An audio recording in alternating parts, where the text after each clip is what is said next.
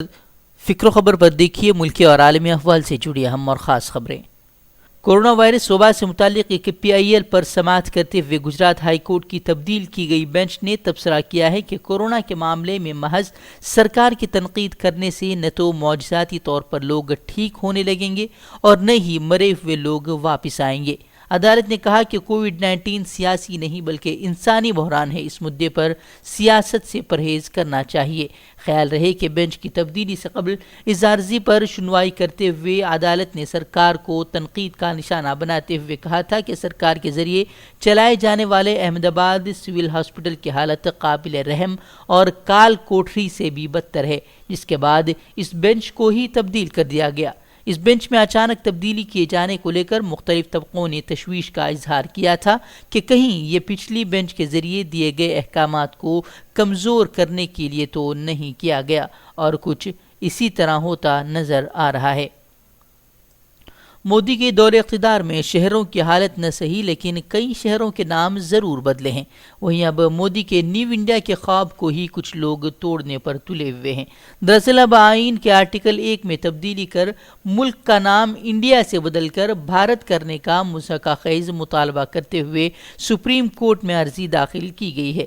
Chief justice کی bench اس معاملے کی آج سماعت کرے گی۔ عرضی گزار کا کہنا ہے کہ انڈیا نام یہ برطانوی غلامی کی علامت ہے، اس لیے اسے بدل کر ہندوستان یا پھر بھارت ہی رکھا جانا چاہیے تاکہ حب الوطنی کے جذبہ مزید بڑھ جائے۔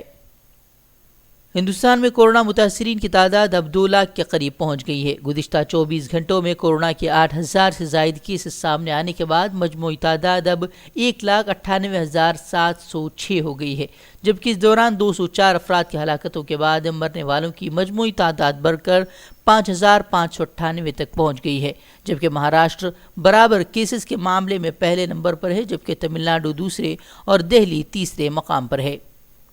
لداخ چین سرحد پر فوجیوں کے درمیان جھڑپ کی خبروں اور چین کی دراندازی کی خبروں پر کانگریس نے گہرے تشویش کا اظہار کرتے ہوئے کہا ہے کہ حکومت کو وہاں کی حقیقی صورتحال سے ملک کو آگاہ کرنا چاہیے۔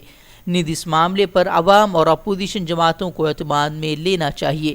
انہوں نے کہا کہ اگر چینی فوج نے سچ میں لداخ کے گلوام ویلی اور پیگنگ علاقے میں قبضہ کیا ہے تو یہ ملک کی حفاظت کے لیے شدید بحران ہے۔ ایسے میں حکومت کو چاہیے کہ وہ ملک کو حقیقی صورتحال سے آگاہ کرائے۔ چین معاملے میں ایک طرف اپوزیشن حکومت سے جواب طلب کر رہی ہے تو دوسری طرف حکومت خاموشی اختیار کیے ہوئے ہے۔ اس بیچ اروناچل پردیش کے وزیر اعلیٰ نے دعویٰ کیا ہے کہ چین کے ساتھ سرحد پر سب کچھ ٹھیک ہے۔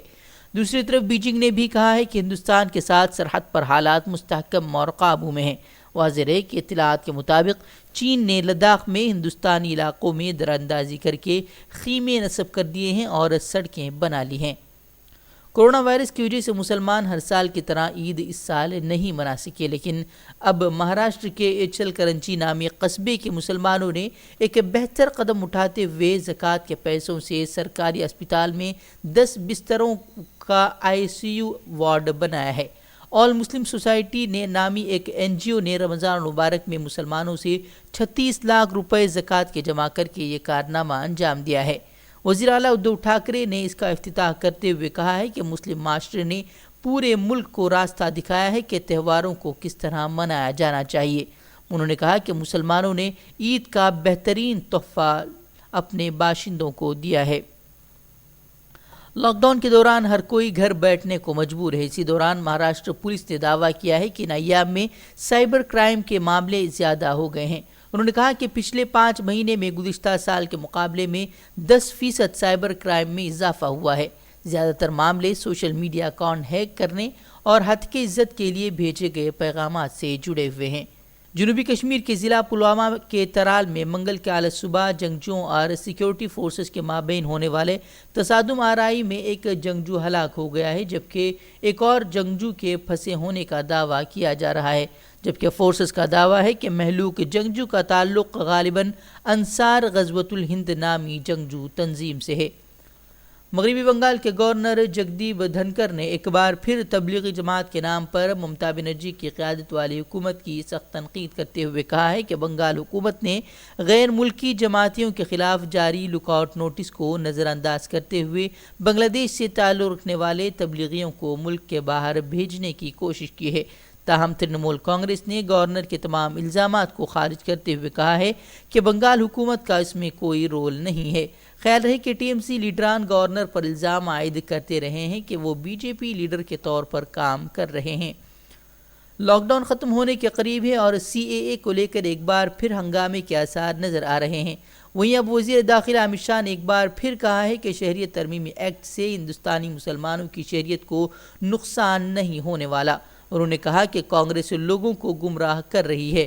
خیال رہے کہ لاک ڈاؤن سے قبل اس معاملے میں کافی ہنگامہ آرائی ہوئی تھی اور پورے ملک میں احتجاج درج کیا گیا تھا، جس کے بعد سینکڑوں افراد کو حراست میں لیا گیا ہے۔ وہیں دہلی میں فساد کے بعد کئی افراد جان سے ہاتھ دھو بیٹھے ہیں۔